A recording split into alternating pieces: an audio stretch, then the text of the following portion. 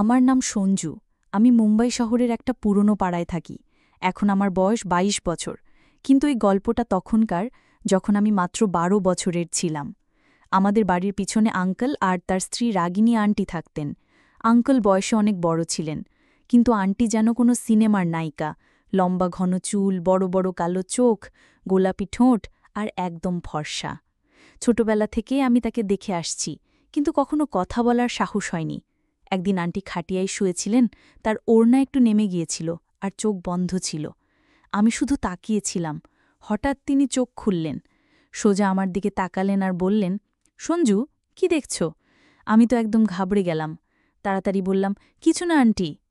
তারপর অন্যদিকে তাকানোর ভান করলাম, কিন্তু মন তো আর ঠিক থাকছে না।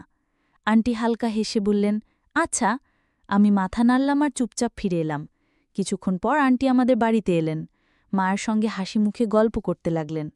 আমার ভয় হচ্ছিল, কোথাও আন্টি মায়ের কাছে কিছু উল্টোপাল্টা বলে না দেন। আমি চুপি চুপি বেরিয়ে যাওয়ার চেষ্টা করলাম। তখনই পিছন থেকে ডাক, সঞ্জু। আমার তো পা কাঁপছে। ভয়ে ভয়ে ঘুরে বললাম, জি আন্টি। আন্টি আবার হালকা হেসে বললেন, বাজারে যাচ্ছ? আমার জন্য কিছু জিনিস নিয়ে এসো। মাও মাঝখান থেকে বলে উঠলেন, হ্যাঁ বাবা, নিয়ে এসো। আমার আর কোনো উপায় ছিল না। মাথা নাড়লাম। আন্টি একটা কাগজে লেখা লিস্ট আর টাকা দিলেন। যাওয়ার সময় বললেন, জিনিস নিয়ে আমার বাড়িতেই চলে এসো। কথাটা আমার কেমন যেন লাগল, তবু কিছু না বলে চলে গেলাম। বাজার থেকে জিনিস কিনে ফিরলাম। মা বললেন, আন্টি তার বাড়ি চলে গেছে। ভাবলাম ঠিক আছে, দিয়েই আসি। তার বাড়ির দরজা হালকা খোলা ছিল। ভিতরে উকি দিয়ে ডাকলাম। আন্টির গলা ভেসে এলো, আয় ভিতরে আয় সঞ্জু। আমি গেলাম। তিনি আমার দিকে তাকিয়ে মুচকি হাসলেন। বললেন, বাহ, তুমি তো তাড়াতাড়ি চলে এলে। আমি জিনিস দিয়ে চলে যাচ্ছিলাম, তখনই তিনি ডাকলেন, সঞ্জু, একটা কথা জিজ্ঞেস করি? আমি বললাম, হ্যাঁ জিজ্ঞেস করুন।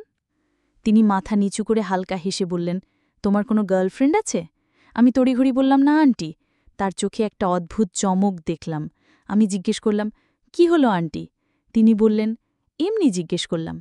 তারপর চুল ঠিক করে মুচকি হাসলেন। আমার মাথা ঘুরে গেল। এই প্রশ্ন, এই হাসি, কি চলছে?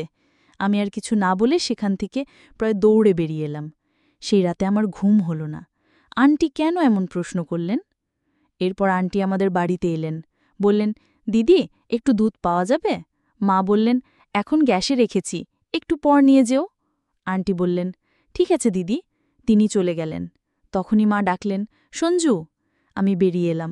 মা বললেন, রান্নাঘর থেকে দুধ নিয়ে আন্টির বাড়ি দিয়ে আয়। আমার হাত পা ঠান্ডা হয়ে গেল। আবার আন্টির বাড়ি যাওয়া মানে তার প্রশ্ন আর হাসির মুখোমুখি হওয়া। মাকে না করতে পারলাম না। দুধ নিয়ে ধীর পায়ে তার বাড়ির দিকে গেলাম। দরজা আবার হালকা খোলা। ভিতরে উকি দিয়ে ডাকলাম। আন্টির মিষ্টি গলা, আয় সঞ্জু। ভিতরে গেলাম। তিনি রান্নাঘরে দাঁড়িয়ে আমাকে দেখে হাসলেন।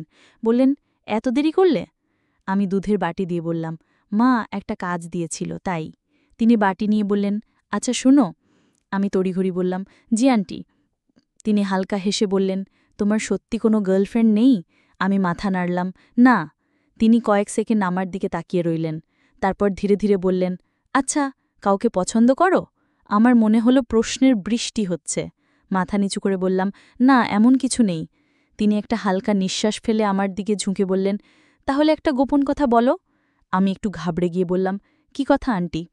তিনি আমার চোখে চোখ রেখে ধীরে বললেন, যাকে পছন্দ করা হয় তাকে কখনো বলতে হয় না, সামনের মানুষ নিজেই বুঝে নেয়। আমার বুকটা ধাসধাস করতে লাগল। এটা কি হচ্ছে?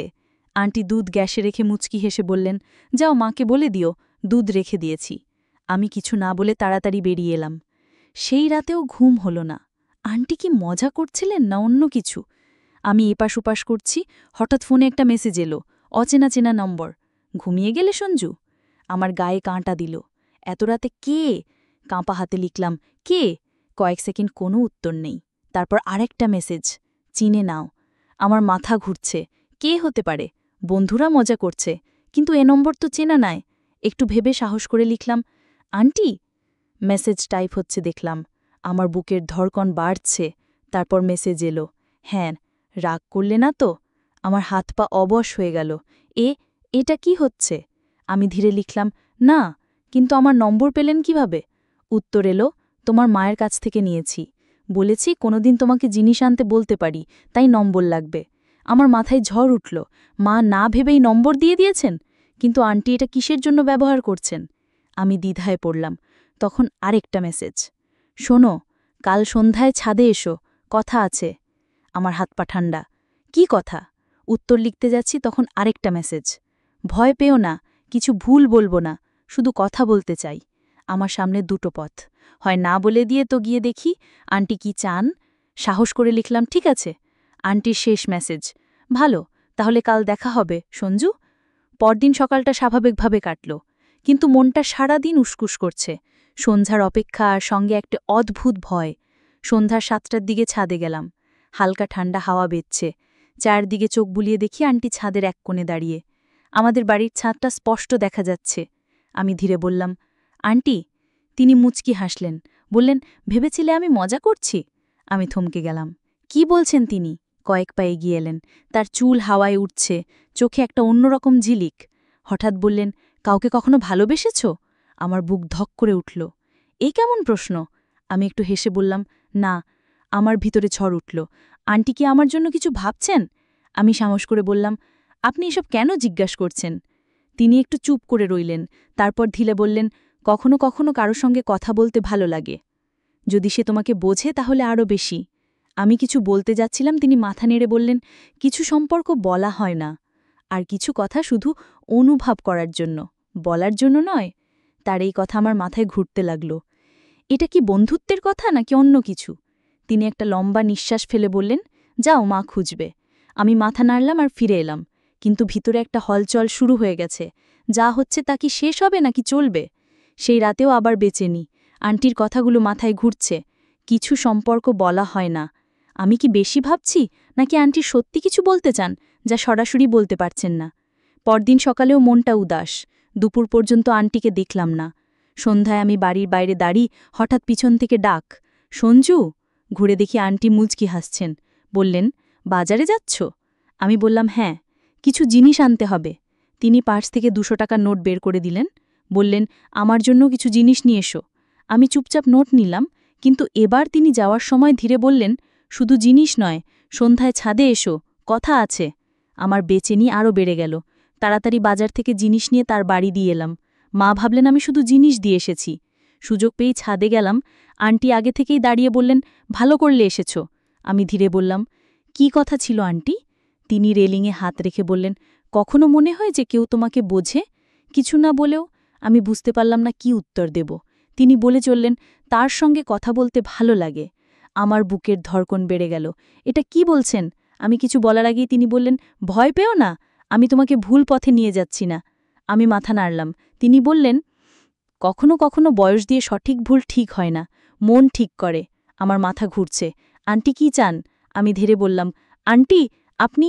তিনি আমার কথা কেটে বললেন, যদি এসব তোমার অদ্ভুত লাগে আমি আর বলবো না, কিন্তু যদি তুমিও এই কথাগুলো পছন্দ করো তাহলে আমাদের এই ছোট্ট গোপন বন্ধুত্ব হতে পারে। আমি ভাবলাম, যখন ঘাস নিজে যে ঘোড়ার কাছে আসছে তখন ছাড়া উচিত নয়। সেই রাতে আমি নিজে থেকে আন্টিকে মেসেজ করলাম, আন্টি, আমিও আপনাকে পছন্দ করি, সঙ্গে একটা হার্ট ইমোজি। আন্টি ওপাশ থেকে হার্ট ইমোজি পাঠালেন। আমি লিখলাম, আন্টি, এবার ইমোজির হার্ট নে, আসল হার্ট চাই। তিনি বললেন, কাল দুপুর 1টায় বাড়িতে চলে এসো। পরদিন আন্টির বাড়ি গেলাম। আঙ্কাল বাড়িতে ছিলেন না, আন্টি তার ঘরে ছিলেন। আমি পৌঁছাতেই তিনি আমাকে জড়িয়ে ধরলেন। আমরা দুজনে অনেক গল্প করলাম, হাসলাম আর ক্লান্ত হয়ে ঘুমিয়ে পড়লাম। বিকেল 5টায় আমি বাড়ি ফিরলাম। তো বন্ধুরা, এটা ছিল আমাদের আজকের ছোট্ট গল্প। গল্পটা কেমন লাগলো কমেন্ট করে জানিও। যদি পছন্দ হয় লাইক করো, বন্ধুদের সঙ্গে শেয়ার করো। এরকম আরও মজার গল্পের জন্য আমাদের চ্যানেল সাবস্ক্রাইব করো আর বেল আইকনটা টিপতে ভুলো না, যাতে কোনো গল্প মিস না হয়। ধন্যবাদ।